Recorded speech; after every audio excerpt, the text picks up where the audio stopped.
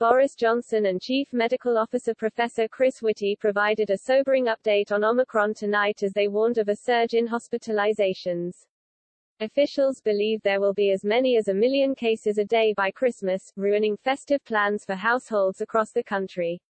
Professor Whitty told a televised press conference tonight hospitalization will likely explode in the coming days and risk overwhelming the NHS.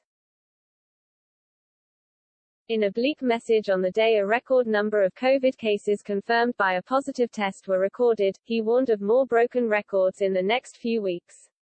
"I'm afraid we have to be realistic that records will be broken a lot over the next few weeks as the rates continue to go up," he said. The rates have remained reasonably flat over quite a while, reflecting where we've been with Delta over the last several weeks, but they are beginning to increase in some places,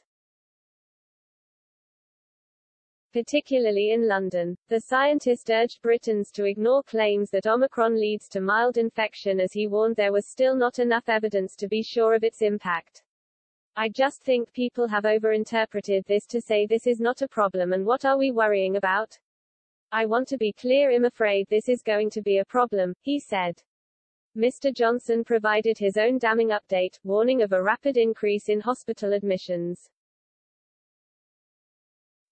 He said, "I'm afraid we are also seeing the inevitable increase in hospitalizations, up by 10% nationally week on week and up by almost a third in London. The Prime Minister is under increasing pressure from scientists to introduce further COVID restrictions to curb the spread of the virus." Dr. Jenny Harries, Chief Executive of the UK Health Security Agency, told MPs in Parliament this morning Omicron is probably the most significant threat we've had since the start of the pandemic.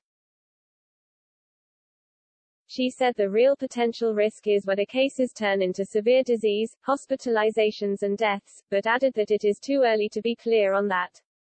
Meanwhile, SAGE member Professor Graham Medley told BBC Radio 4's Today programme, if the numbers of infections increasing continues in the way that it has done, and it spills out into older age groups, then we could see numbers of people being admitted to hospital getting very large and certainly going over the 1,000, maybe up to 2,000 a day, that we've managed to keep the Delta variant below.